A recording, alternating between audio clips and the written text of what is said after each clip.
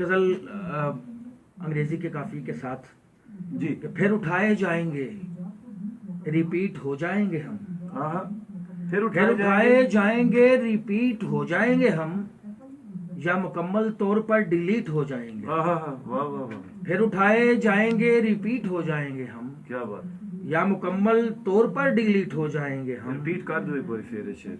फिर उठाए जाएंगे, रिपीट हो जाएंगे हम, या मुकम्मल तौर पर डिलीट हो जाएंगे हम तुम्हारी जिंदगी में हों, दिखाई भी न दें। वाह वाह, हम तुम्हारी जिंदगी में हों, दिखाई भी न दें। तुम जो चाहो इस कदर भी नीट हो जाएंगे। वाह वाह वाह वाह, तुम जो चाहो इस कदर भी नीट हो जाएंगे हम। और वक्त के कीबोर्ड को यूं छेड़ना अच्छा नहीं। वाह वाह वाह, वक्त के कीबोर्ड को यूं छेड़ना अच्छा नहीं। नहीं। देख तेरे हाथ से डिलीट हो जाएंगे। वाह वाह वाह, देख तेरे हाथ से डिलीट हो जाएंगे हम। और जिंदगी की बस में है अशफाक हम जो दूर दूर। जिंदगी की बस में है अशफाक हम जो दूर दूर।